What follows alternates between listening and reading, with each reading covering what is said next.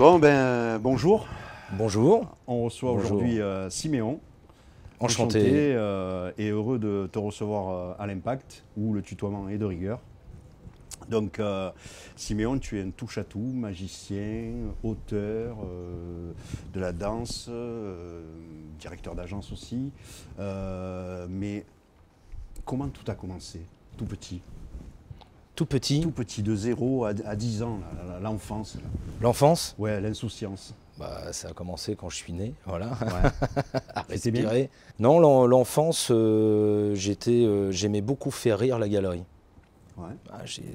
J'ai pas du tout connu la magie à l'époque, mais j'aimais faire rire les camarades. J'étais assez d'un tempérament espiègle. L'adolescence? L'adolescence, ça s'est empiré. Ah oui, voilà. Toujours En général, dans c'est toujours comme ça. C'est dans le Toujours même, comme ça. dans la même mouture. Ah oui, oui, j'ai même. Mon but premier, je me souviens en quatrième, c'était de faire rire la classe. Et j'avais une profonde satisfaction quand mon voisin en pleurait de rire et que notre prof nous avait sommé de sortir et faire un tour dans la cour pour nous aérer. Voilà, j'étais content. D'où te vient l'envie de devenir magicien, comédien aussi, alors que tu as un abord plus, on dirait presque un banquier là. C'est vrai, Donc, pratiquement, mais je pense qu'on va faire un contrat. Non, d'où ça vient cette Alors envie? c'est parce qu'en fait à l'école j'ai j'ai eu un cursus commercial et en même temps en parallèle j'ai fait un peu de théâtre. Et, mais pas d'approche sur la magie. L'approche je l'ai eue quand j'ai connu un ami ici à Hyères qui était magicien, qui m'a montré des tours et je devais avoir 20 ans, pas avant. D'accord. Et là j'ai été subjugué, mais j'ai pas de souvenir comme quoi j'étais intéressé par la magie auparavant, pas du tout. C'est là quand j'ai découvert ce procédé, je me suis dit c'est génial à mélanger avec le théâtre, dans mon esprit de faire rire mon entourage. D'accord. Donc c'est de 20 à 30 ans que tu te mets en place. J'ai commencé en fait par vendre des tours de magie, Ouais. comme par exemple sur les marchés, on vendait des tours de magie. On faisait un spectacle et j'avais un collaborateur qui expliquait les trucages derrière. On vendait des tours de magie truqués, hein, c'est-à-dire automatiques. Parce qu'en magie aujourd'hui, on manipule avec des objets empruntés. Mais là, ça demande beaucoup plus de dextérité. On sort des marchés, de l'univers marché, on passe la trentaine et de 30 à 40 ans, il y a tout un nouvel univers qui se met en place. Et là, c'est la montée, on va dire, sur Paris, avec d'autres projets, d'autres situations. Alors rien à voir avec l'univers des marchés à vendre des tours de magie, c'est que j'en ai eu marre, j'ai dit à mes collègues, j'en ai marre, je monte sur Paris et j'ai envie de lancer des spectacles. Donc je suis monté à partir de 29 ans, 30 ans sur Paris et ça a été très dur hein, parce qu'au départ il faut pouvoir faire son terrain, ça m'a pris quand même quelques années. Ouais. J'ai commencé au Café de Paris, des petites scènes ouvertes où je faisais de la magie. J'ai connu un auteur, d'ailleurs un très bon auteur, Damien Lecamp, qui écrit vraiment intelligemment. Et avec lui, on a monté un one-man show où il m'a aidé à écrire. Ouais. Et je me suis mis en duo avec Olivier Sadoine, un comédien, où on a monté un spectacle qui mélangeait la magie, l'humour, la comédie, les costumes. Donc il y avait vraiment un délire assez timbré, on peut le dire, qui a été joué. Alors, il faut savoir que moi, ce qui m'a permis de creuser dans ce métier à Paris, c'est que j'ai beaucoup de culot. Je n'ai pas forcément le meilleur talent, mais j'ai beaucoup de culot. C'est-à-dire, au théâtre Bobino, c'est Monsieur Dumontet qui gère ce théâtre, dont le Point Virgule, Ouais. les Folies Bergères, voilà. Et donc, j'ai entendu, ça marche par bouche à oreille à Paris, on sait qui il faut voir sur le Ouais, moment. un peu partout, ça marche comme ça. Voilà. Et donc moi je suis réputé pour avoir du culot, je me suis pointé au Bobino, j'ai dit à la secrétaire en bas que j'avais rendez-vous avec lui alors que c'était pas vrai. Ouais. J'attendais en bas de l'escalier, je voyais qu'il était au téléphone, j'ai d'autres personnes qui m'ont dit qu'est-ce que vous faites là? Je dis j'ai rendez-vous, il m'a dit d'attendre, alors que c'est pas vrai. Ouais. Et après je toque au bureau et au moment où il a fini, puis paf, je me présente, je lui fais un tour de magie. Il a aimé mon texte que Damien m'avait aidé à faire. Ouais. Et là, il a pris le téléphone, il a appelé sa collaboratrice et j'ai eu un passage au petit point virgule.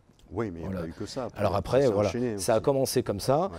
J'ai été repéré là-bas, on m'a demandé de faire la Reine Blanche, qui était un théâtre plus gros, donc 200 personnes. Il faut savoir, quand la jauge augmente, on prend des risques, parce qu'on n'a pas de producteur pour l'instant. Ouais. Donc il faut payer, dealer une partie de la salle, ou c'est dealer sur la moitié des entrées, plus il faut payer le technicien, lumière, son, et la pub, la plupart du temps, c'est nous qui la faisons. Donc on fabrique les flyers, on les distribue.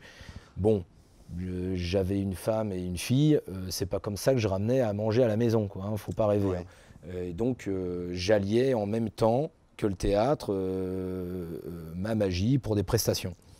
Et de fil en aiguille, j'ai été repéré à un moment donné où j'ai fait, on m'a proposé de participer à une émission qui était Révise ton bac d'abord avec Églantine Émeillé. Et là, j'ai voulu y apporter ma touche parce qu'elle avait 3 chroniqueurs, dont j'étais le 3e, et j'intervenais en tant que magicien. Et là, j'ai voulu développer une première idée. Vu que j'apportais des costumes et de la comédie sur scène, j'ai voulu apporter des costumes et de la comédie en rôle de chroniqueur magique, personnalisé en fonction de l'invité. Parce que j'ai toujours été passionné de José Garcia et d'Antoine de Caunes. J'ai toujours aimé ces talents d'écriture de Laurent Chalumeau et ce Gildas qui rigolait justement à tout cet univers.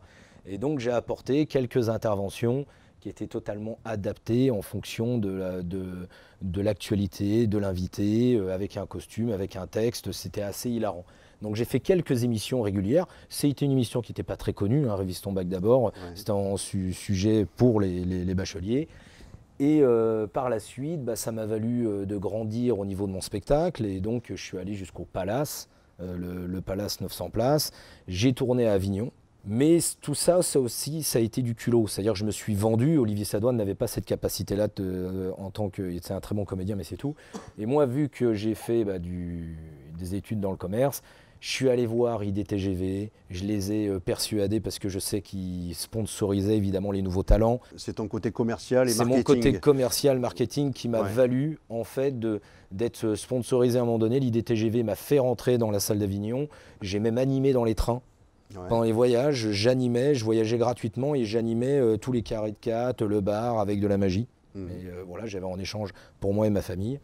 Et donc on a fait Avignon, on a fait le Palace à Paris. J'ai eu la chance de faire une avant-scène à l'Olympia. Donc c'était une bonne phase montante. Mais il faut savoir, je me rappellerai toujours cette belle phrase que me disait Isabelle Nanty. J'étais tout fier de lui dire que je faisais un spectacle de magie en one-man show. Et elle me répond... alors ça m'a fait mal, mais elle avait raison, elle fait tout le monde fait des one-man show. Et parce qu'en fait la concurrence, ça calme, mais elle a raison, c'est qu'aujourd'hui faire un spectacle est très difficile. Il n'y a pas 100 concurrents, il y en a des centaines et des centaines. Il n'y a que ceux qui sont très connus, comme Gad Elmaleh, Fabrice Lucchini, qui fait des choses très bien. Au théâtre, il fait salle pleine. Après, ce qui est très bien, c'est de faire un spectacle alors que vous êtes en train de passer à la télé. Là, à ce moment-là, la jungle est intéressante.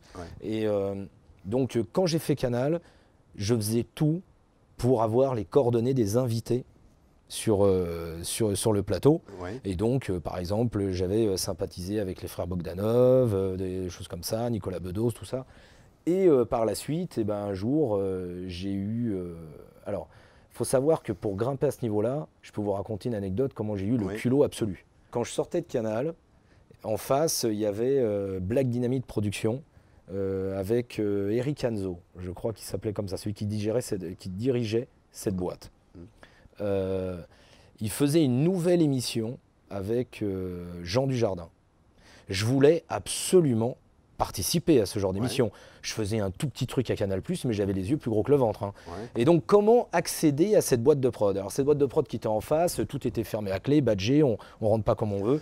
Finalement, je rentre chez moi, je cherche sur ordinateur et je vois qui a créé l'entreprise. Et puis, je vois tout d'un coup Marc Dujardin. Ah, je vois pas, je connais pas. Et je vois que c'est le frère à Jean Dujardin. Puis, je vois qu'il a un cabinet d'avocats. Et là, en fait, je regarde la date de création et je vois qu'Eric Anzo, son anniversaire, c'est dans une semaine. Je l'ai vraiment fait.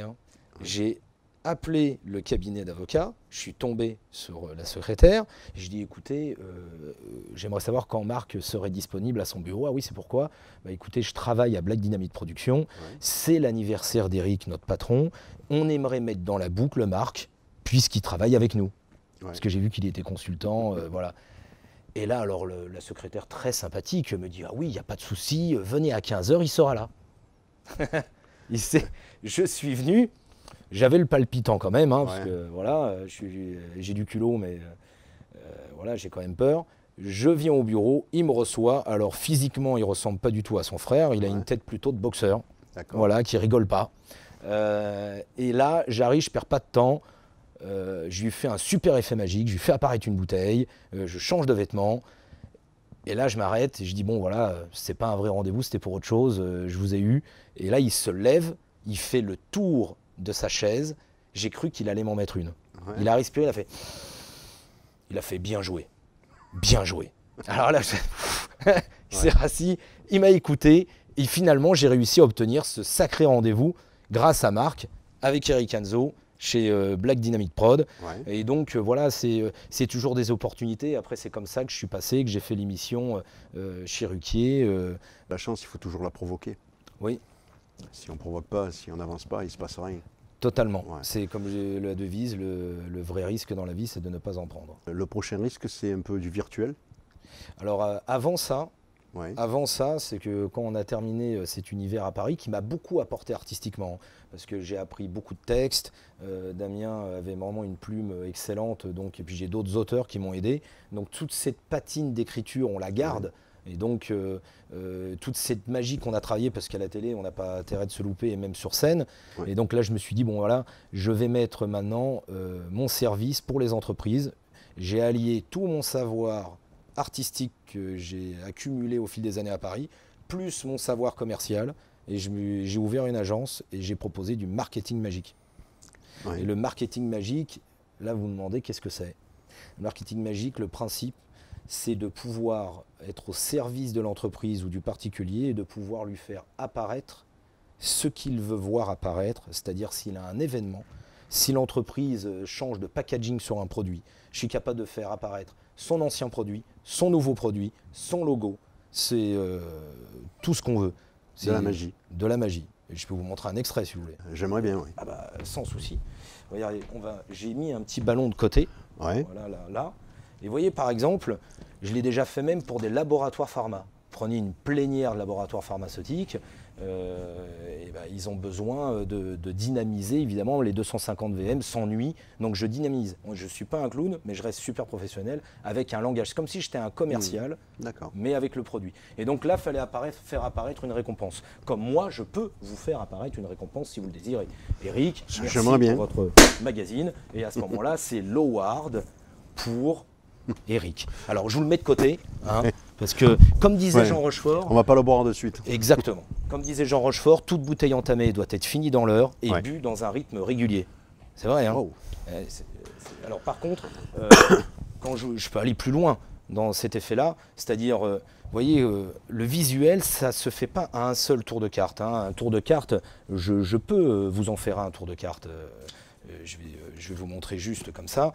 Regardez, vous allez me tendre votre main, s'il vous plaît, juste là. Et regardez, je pose les cartes et Eric, vous me dites stop quand vous voulez. Hein. Je pose les cartes sur la table, enfin sur la main, et vous me dites stop quand vous voulez. En général, je suis taquin. Hein. Ah, donc je vais attendre la dernière. Bah, prenez votre temps, je suis payé à l'heure.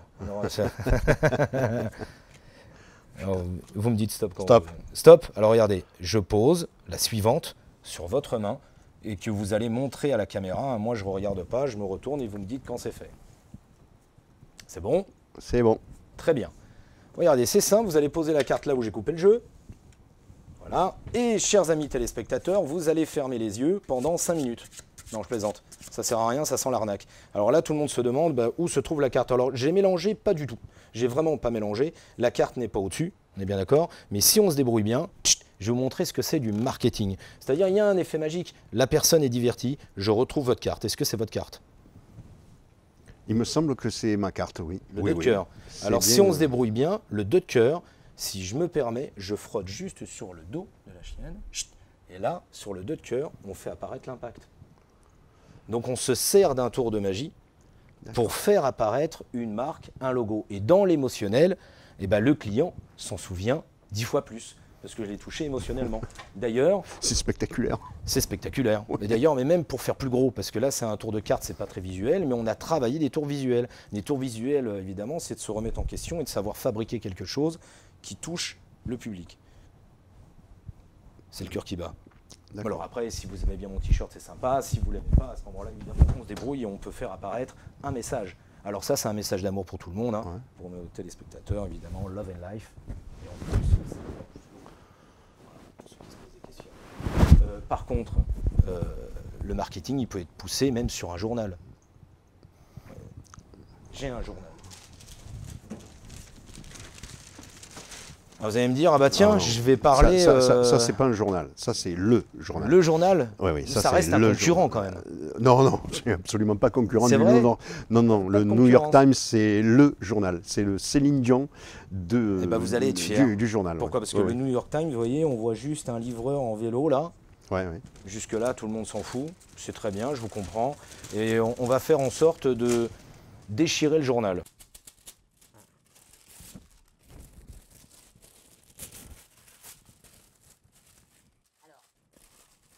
Dans la déchirure, nous allons, mesdames et messieurs, reconstituer l'histoire. Et nous allons faire en sorte de mettre en avant quelqu'un. Et je peux vous garantir que le New York Times parle de vous. Là, c'est intéressant. Vous voyez ? Même le chien, il est. Alors, vous voyez, je suis Hein, d'accord. tu as vu ? Le journal qui est comme ça parle de vous en première page. Donc, vous êtes au-dessus du New York Times. C'est dingue. Donc, ça, c'est une bonne pub. Et donc les nouveaux projets ? Bah, les nouveaux projets, justement, donc c'est le virtuel.